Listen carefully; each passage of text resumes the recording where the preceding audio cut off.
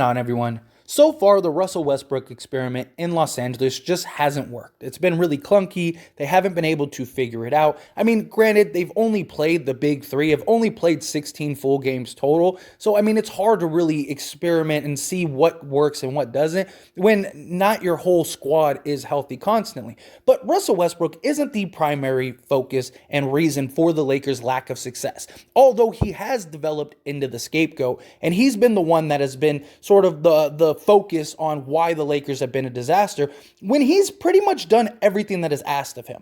When he's benched, he gets benched, he does what he has to do. Of course, he's not happy about it. He's been a starter his whole career. He's played third fiddle this entire season, and that's something he's never done. Westbrook has always been the guy, or he's been 1B, or he's been the second guy at worst. And he's always been able to figure that out. It was kind of clunky, little awkward in Houston, and then he figured it out. I mean, they still didn't have the success that many had hoped, but they figured it out from the clunkiness. And then same thing happened in Washington. It was terrible. People were blaming Westbrook again. Boom, he figures it out, and they make a push for the playoffs and all that stuff. And so it's still very likely that maybe they do figure it out. But the issue isn't primarily Russell. It's several factors. I mean, from the player to the energy, to the defense, to Frank Vogel's rotation, to LeBron just not doing what he's supposed to do. In times, yeah, his stats look great, but he's not controlling the game in the manners that he used to. And Westbrook is the one person that is just the scapegoat, because they were like, hey, we've won without you, so you're here, so you have to be the problem. And that doesn't mean that that's the case. You can argue Westbrook has been the one consistent this entire season. And however you feel about his play, he's always given energy. He's played every game but one. And that one game he didn't play, he wanted to play. He basically said to the media, they told me I couldn't play. Not that I wanted to play. You heard his whole thing where he says, oh, I was sat down too long, so therefore I couldn't play. Like, that's a big F you. I wanted to play, but you wouldn't let me.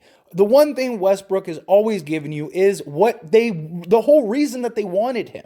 The whole reason that they got him was to take pressure off LeBron and to be that energy guy that could go and do his thing. The problem is they haven't done either, because Frank Vogel, as much as you want to blame Russ, Frank Vogel has not given Russ or LeBron or anybody a solid rotation and a solid, game plan where Russ can be Russ. The one game Russell Westbrook got to play by himself without LeBron and AD, he almost single-handedly won that game and has shown repeatedly that he is still a 30, 10, and 10 guy. The problem is he's playing third fiddle. And then when Davis is out, LeBron's playing fiddle, so he's just kind of neutralized because he's never been a shooter. He's never going to be. But the Lakers aren't utilizing his strengths. They're not giving him and putting him in a position to succeed. Like, I understand you have to start Westbrook and LeBron. That's fine. But they should not be playing the bulk of minutes together.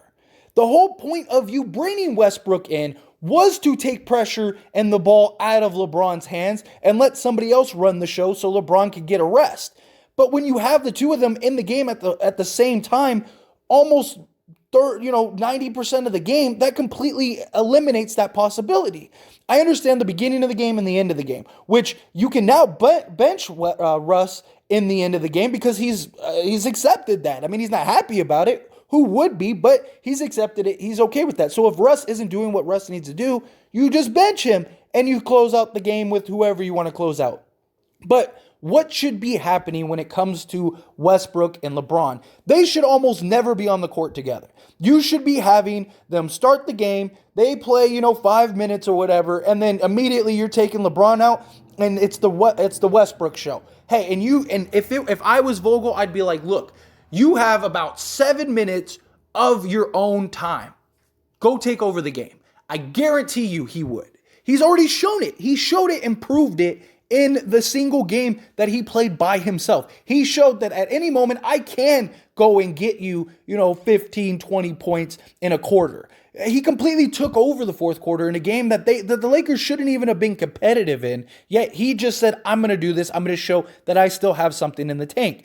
And so if they spread out and, sort of swap LeBron and Westbrook throughout the game, Westbrook is going to be more effective, and likely will LeBron, because he'll have another shooter instead of Westbrook or whatever the case may be. And if Russ is just going off and he's hot, leave him in the game at the end. If not, take him out. LeBron, go close and go win the game, which LeBron hasn't done a very good job of doing that as well. He hasn't done a great job of closing games out for the Lakers. He'll have a game or two, and then he'll have like 3 or 4 where he's just shooting, 40-foot jumpers instead of putting his head down and getting to the basket when you're down 1 or you're up 1. It's just silly and doesn't make sense. And Westbrook has evolved into the scapegoat. And yes, it's very likely that the marriage won't work, okay? That's fine. But it's not only on Westbrook. Is Westbrook part of the problem? Yes, of course. He hasn't been perfect. But his numbers are pretty much consistent to what he's been his whole career. I mean, he's shooting like 43, 44% from the floor. I know at one point it was like 45, 46, but I believe it's dropped since the last time I checked. And it's like 43%, which is basically his career average. He's shooting better than average from 3. Everything. I mean, he's doing everything he's been asked of, and yet he's still the focus and reason for the disaster of the Lakers season when nobody else is getting the blame. Like, why isn't AD being AD? He hasn't been AD since the bubble. Like, he'll have one game where he's the greatest player on the planet. He'll go get you 35, 15, 5 and 5. And you're just like, oh my God, like this, here's Anthony Davis. Here's that guy. And then the next game he'll get you like 12 and 5. And you're like, dude, what happened? Like, where have you been? LeBron, like I said, LeBron's just essentially stat padding.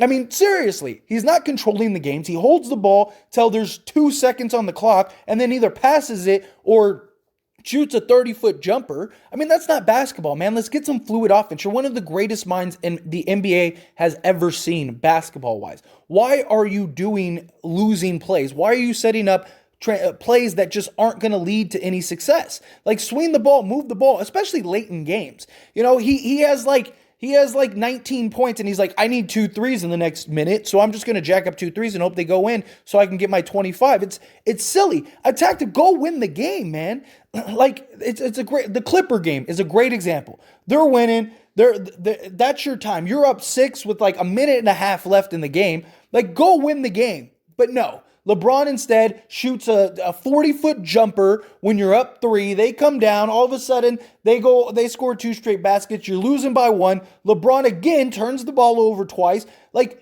put your head down, attack the basket. Stop holding the ball. Like, it's not just Westbrook. Westbrook has done everything he is asked. And it's just sad to see him be the scapegoat and the one that everyone just seems to criticize and hate on and talk all the smack. But then when he does something good, everyone's like, oh, see, look, it's like, be consistent, be honest. Like, if you don't like Westbrook, that's fine. But he's been the one constant the Lakers have had all season. He's been the only guy that has done and sacrificed more than anyone else.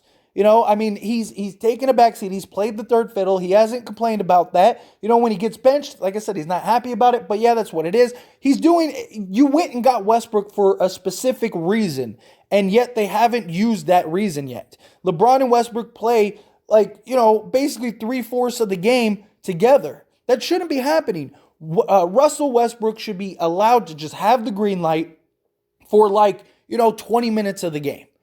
Because you figure you got 5 minutes with LeBron and Westbrook to start the game. Now you give Westbrook the keys to start the second quarter with LeBron. Westbrook gets his rest after, 5 or 7 minutes. So LeBron gets his, 25, 30 minutes, and so does Westbrook. But they're both the guy during that time. You're both the guy. I need both of you to go get me 25 a game. I bet you Westbrook would. I bet you he would for most of the games. Maybe not every game, but I bet if Westbrook had the green light and just was given the car and said, here you go, just go as fast as you want for the next 7 minutes, I bet you in that 7 minutes, he would score at least 10 points every single game. Because he's going to, or if he doesn't, he'll at least, I bet you he'll have 10 assists, because he's going to do what he's always done. And they need to put Westbrook in a position to succeed, to be successful. And in my opinion, they just haven't done that. And I don't know. I don't know if it's been deliberate, so that way they have that scapegoat or what. But I think personally, Frank Vogel is the biggest reason. I mean, he's not the one playing the games, but he's the one that's setting the rotations. He's the one that's, changing lineups. We see it countless times. A guy like Austin Reeves will be hot, He'll be locking somebody down. He'll be like a big catalyst on a comeback run, and then they'll pull him out. It's like, why? Like the guy's just single-handedly brought us back into the game. And now that we got back in the game, you want to pull him out and put the guys in that basically lost the game for us to begin with? Like, it's just everything. There's just no defense, there's no hustle, there's no drive. And I don't know. I feel like Westbrook is getting the shit into the stick, and he doesn't really deserve it. But as always, this is a discussion, and I want to hear from you. Let me know your thoughts down in the comments below. What are your opinions on Russell Westbrook this season? Do you think that he is the fault? Do you think he's not? I'm not saying he has no accountability in the disaster. I'm not saying that he doesn't have any blame that should be put on him, but he's not to the degree that people think he is or act like he is. If anything, I think he is one of the least worried.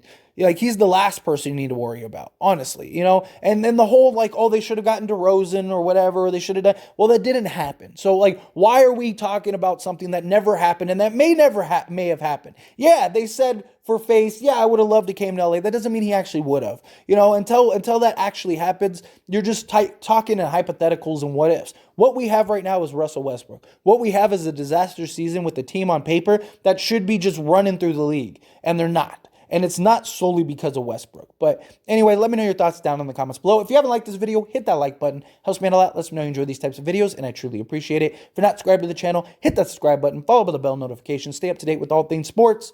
I'll see you all in the next one. Thank you.